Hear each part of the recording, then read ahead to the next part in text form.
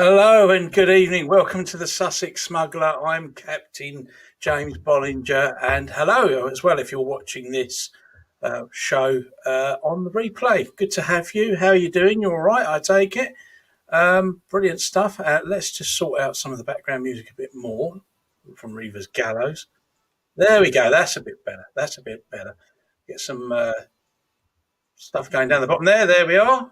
So welcome back to another episode of the Sussex Smuggler live Monday 8 p.m. And of course, as I've already said, if you're watching the replay, hello to you. Like, comment, and subscribe to the channel, please. Be very much appreciated. Well, it's been a busy couple of days last week. I know it was only a four-day week for most of us in the UK last week. I won't say why, but you can probably work it out. So there was a few things to do, especially having a rest, a barbecue, dubbing one's cavalry boots, reading some books, making a vlog. If you've not seen that, that's on the channel as well, about Shoreham Fort. Have a look at that, please. Terrific that is. I'm hoping to get inside the fort and have a look round and maybe make a vlog and bring that to you at some time in the future. So, right, what have we got for you tonight? Well, we've got our usual drop of, you know what, pear juice, apple juice, fruit juice. Cheers. Have a good one. Hang on a minute. That'll keep the old whistle well and truly oiled. Okay, so I was talking to you last time, I think, about this particular book that I've been reading. Here it is, right here. I've got it. There it is. I'll put it up on the screen now. Let's have a look here so we can get this up onto there. Something should happen. There we go. Yeah. Adrian Tinniswood's Pirates of Barbary. Very interesting read. As I've said, I may need to consult my notes on this one. Very interesting read, I've got to say. It examines the pirates of the Mediterranean, the Corsairs, and it's an interesting read. It's set in the 17th century, most of it, and it goes right through to the 18th century. Actually, 19th century, the early 19th century. Beg your pardon. And it sets the scene to the politics and the piracy and the trade that went on between the European nations and the Mediterranean nations of the Ottoman Empire, the Moors, the Algerians. It actually sets a good scene. And what I can't work out is that I don't know of any or of many films or series available on TV or at the cinema or whatever about the Barbary pirates. Barbary coming from the word Berber, which is a tribe in Morocco, because it really is exciting reading to read, especially from this book. And this is what this book does. What the relationship that the pirates of the Barbary coast had, mainly with the rest of Europe, and how things operated. Some interesting statistics come out of it, especially that they reckon that there was about 1 million European slaves captured by the Corsairs of the Barbary coast. And the DNA in the Barbary Coast area would be a very interesting examination to do.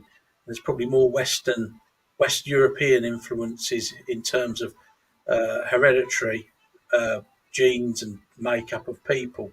So very interesting read, to say the very least. It's a good purchase. So get out there and buy it from your bookstore. I mean, as I said, just looking at my notes, explains what the Corsair is. It stretches from modern day Morocco right around to Turkey. It also reveals who they think, or the author Adrian Tinniswood thinks Captain Jack Sparrow is based on. So he's got a mention in there. What else have we got? The trade routes with the Dey and the Pashas, they were the leaders, the authority. They used to refer to apparently Algiers as the pirates' nest. Very interesting. A lot of it was destroyed by the French Navy. And it would appear that Oliver Cromwell, surprisingly, was the first English or first Western European commander to actually send an organised force to destroy the Barbary pirates because they ran amok. And as the book goes on and examines that because of various wars in Europe that they were forgotten about, and the easiest way to deal with the Barbary pirates was actually to pay them to not raid the European shipping, or in some cases raid other European shipping. So an interesting read, I have to say. The price of it is, I've got it right here. Let's have a look. The price of it is a £9.99. Probably all from Amazon. It's a terrific read, got to say. Absolutely loved it. It took me a while to get through, a bit longer than what I'd like, but it always does these days. Life gets in the way of things. But yeah, excellent read. Some good illustrations in here from back in the day. A bibliography of information and references.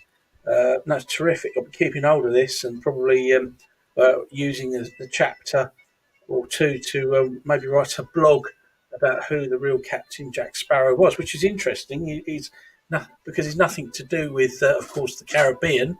All this being set way before all that had a look in, really. So yeah, a great read. It's often forgotten as well, a bit like Madagascar, the pirates of the Mediterranean. So it sets the scene, and a lot of the corsairs weren't naturally um, Islamic um, pirates or nationals from Morocco, Tunisia, or Algeria, or even Turkey. Some of them were actually renegade Europeans that took up a role as sometimes as high as admiral and captain ships. Normally rowed galleys with sails and slaves on board and raided European convoys. So interesting read. Some of the renegade European pirates actually turned what they used to say turned Turk and started their faith in Islam. Some went back to Europe and reverted back to Christianity. So yeah, it's an interesting read, and you probably blow your socks off at some of the revelations included in it. So well worth a read. But I won't be getting on to my second book review just yet because I'll put this up here now. Another banner. Look at that. Is that going to go up? No. Oh, they'll just leave that up there. Sorry. What I want to talk to you about is I was meant to go and see a film, the Three Musketeers, the D'Artagnan episode, but I never got the chance because it was up on the cinema so quickly and taken down, you couldn't get a look in. But I did compensate, although it's a little different to what I wanted to originally see, with Marvel's Guardians of the Galaxy Volume 3. Now, they're a great series. I mean, I'm finding with Marvel, hang on, let me just wet my whistle, excuse me. Oh, that's better. That apple juice is terrific. Um, yeah.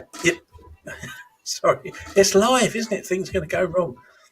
Look, getting back to Guardians of the Galaxy, they're a terrific series because I'm finding with Marvel it's very much of a muchness mainstream, with the exception of things like Jessica Jones and things like that.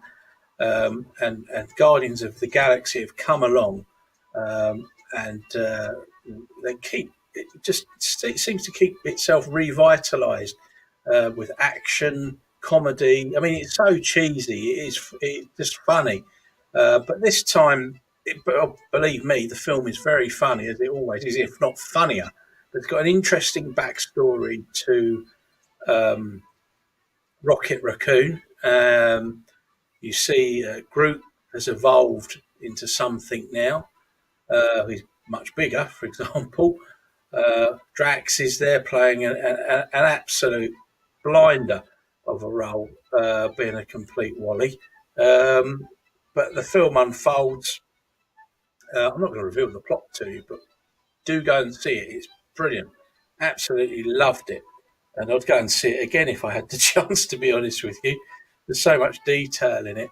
But it's just, it is Guardians of the Galaxy Volume 3 as it should be. It's consistent with the other two. But I think it's probably the best Marvel film, quite possibly since Endgame. And that's saying something. But yeah, as I said, there's an interesting story to or backstory, side story to Rocket Raccoon, um, and then the plot picks up from there, and they do the usual sort of thing. And if you go to the cinema, don't leave before the credits or during the credits because there's another two clips. You know what Marvel are like with their films; they're a bit of a hook and tease sort of. Their hook and tease ending credits that they publish with their films. Just hang around until it's properly finished. Yeah, terrific film. Absolutely loved it. You could take anyone to see it. There's something in there for small children. There's something in there for teenagers. There's something in there for grown adults. Brilliant film. Absolutely loved it. I went and saw it at probably the best cinema in the United Kingdom called the Dome Cinema in Worthing, or the Electric Cinema as it was once known, built in 1911. Absolutely thoroughly enjoyed it. So please, yeah, if you get a chance, go to your local picture house cinema.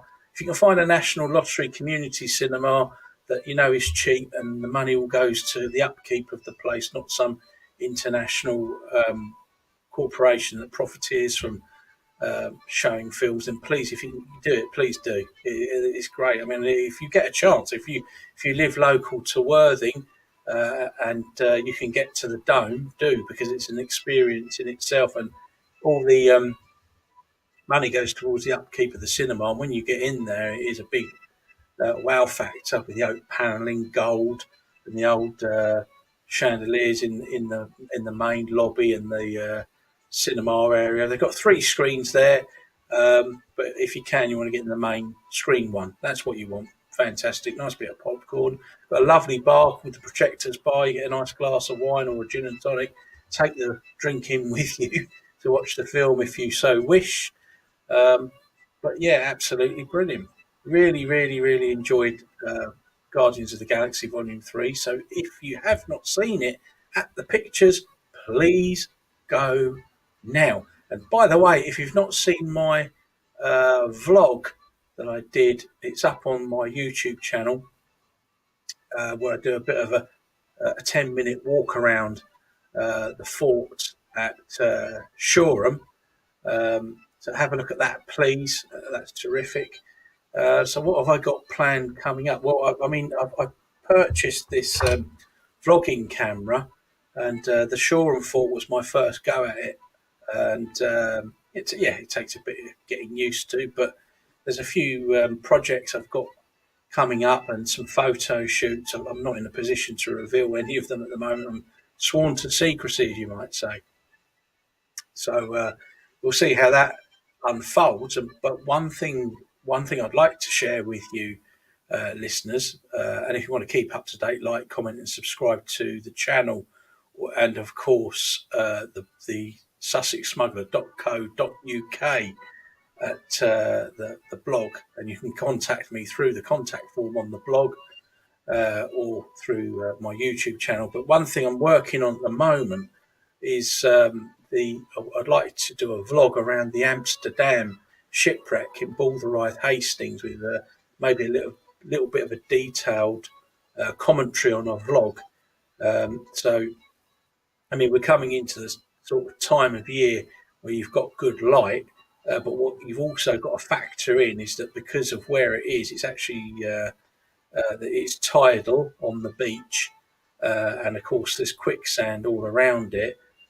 So you want to be obviously you want to be careful, but you'll need to time it so that the tide is going out or is out by the time I get there. I only probably need 10-15 minutes to walk round it and perhaps describe what a bit of a story to the ship, how it ended up there, and what you can see and what's in it.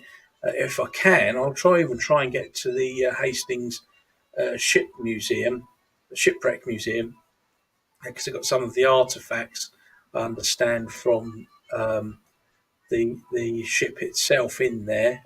I don't think it's all the artefacts from the ship, but there you have it. So that's what I've got planned coming up in hopefully this year. Next year, it's possible that we might be taking a trip out to Amsterdam to look at the National Maritime Museum and actually look at the replica of the Amsterdam. But we're waiting to be seen. Let's see. Let's not get our hopes up high. You know how things go sometimes. So that's certainly do the shipwreck itself down there in Hastings. I'm definitely going to be doing that. Cheers, everybody. Grab a drink, relax. Hang on. And of course, we've got Portsmouth Comic Con coming up at the end of the month, I believe. It's somewhere in June, something like early June, late May, early June. Maybe someone can tell me in the comments below. Make sure you get your tickets for that. If you can, get the train into the city. They've got a ULEZ style scheme in the city now for cleaner air. Or use the park and ride outside the city, get the bus in. But get your tickets for the Comic Con's plenty going on. So a big shout out to the Gosport Steampunk Society. They've got a piratical exhibition going on there, from what I understand. So I may be down there myself seeing them. We'll have to see. So yeah, get your tickets. A big, as I said, once again, big shout out to the Gosport Steampunk Society.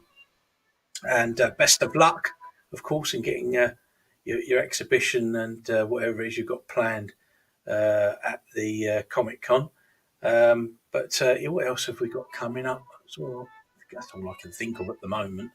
But if you need a shout out on here, just get hold of me on the comment section and let me know. And if I remember, I'll try and give you the shout out, of course. But I am only human after all. And of course, this is live and anything can go wrong at any point in time. So a big thank you once again to Reiviers Gallows for providing the music to the show. The Privateers Defeat, fantastic instrumental, if you ask me. Brilliant, going from strength to strength. Reiviers Gallows, one of our favourite bands here. But yeah, I've been reading this other book. Hang on, let me put it up on the screen for you to see. This book is the history of gibbeting. And there it is, right there. Yeah, terrific. Look at that cover. It's brilliant, isn't it? The history of gibbeting by Samantha Priestley. It's another purchase I made from the Museum of London Docklands when I visited for the exhibitions. Not exhibitions. It was an exhibition. The execution exhibition. Get it right. I told you it's live. It always goes wrong. So I picked that up, had a little read of that. Not a bad little book. Available at penandswords.co.uk for the price of, let's have a look, drum roll, $19.99.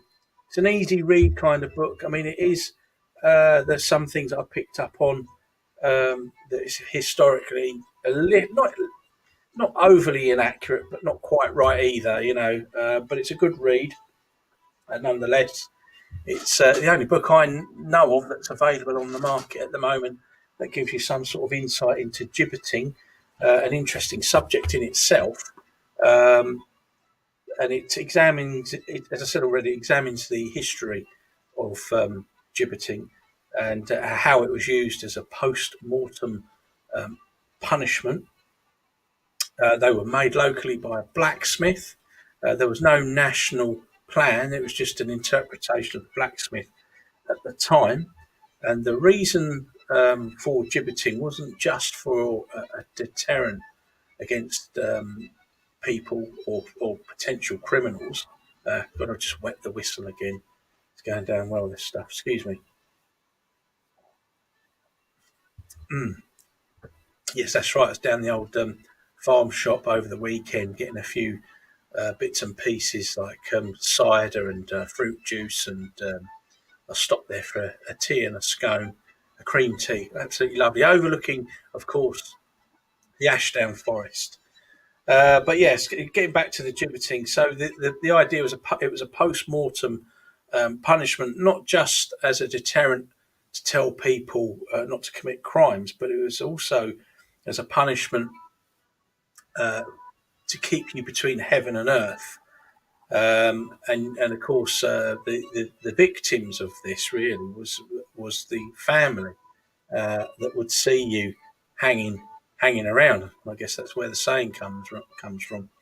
And you could be left up there for something like 50 years or so, or maybe more, and you're left to rot. The birds come along and pick at you, and the elements destroy you as well. So yeah, as I said, an interesting read. Didn't even realise that if you're gibbeted, what's left of you, you're normally buried there and then, and that's your resting place. A lot of the time, it turns out from the book that families would take the gibbet down and secretly bury the gibbeted person somewhere. The book also details how what landmarks in relation to things like Gibbet Lane, Gibbet Field, things like that, where there's a name of a person, for example, Bollinger Road or Bollinger Lane, that it's considered that they were gibbeted along there. So it gives you a useful insight into that. Also, the Murder Act, it toys around with the Murder Act. A lot of commentary in the book about that, and it discusses women that were not normally gibbeted, and they actually were burned at the stake. If not, they were then dissected because they were in very high demand for doctors and surgeons to examine, because obviously for scientific interests, of course. What else have we got here? Yeah, I've already said they're left for years for rotting, and just left as deterrents and what have you. So yeah, overall it's a decent little book. It's all right. It's an easy read. As I said, it's not historically accurate, but at the end of it to the naked eye, it's okay. Um, I'd like to think I learnt a few things about the subject of gibbeting. So yeah, terrific. Really, it's good. It's okay. It's fine. As I said, Pen and Sword, 1999 in hardback. Nice little souvenir to have from the museum. I thought, of course, the museum, if you go there and you buy it there, they get the money for it. So it's all good. What I did notice when I was reading through it, a lot of it, well, not a lot of it, some of it discusses cases, and I think what they've done is pretty similar to what I've done on some of the blogs. Is they've actually pulled the court transcript off the Old Bailey website and introduced them into the book, so you get an idea of what was said at the trial and all the rest of it. I think it was about a week ago. Was it last Monday? I think it was, wasn't it? Last Monday, I took some poetry. There were some poems written about gibbeted and gibbeting, and I put that on a podcast. If you haven't listened to that and you're feeling a bit sleepy, then you can put up with my dulcet tones. Have a listen to that. That might be of interest to you. Absolutely love doing a podcast. It's lovely. Just get in and do it. Get on with it, and off it goes, and share it about. So, as I said earlier, if you could like, comment, and subscribe to my YouTube channel. That would be terrific. This is what it's going out on tonight, as well as Facebook. So, hello to all you YouTube people and Facebook people.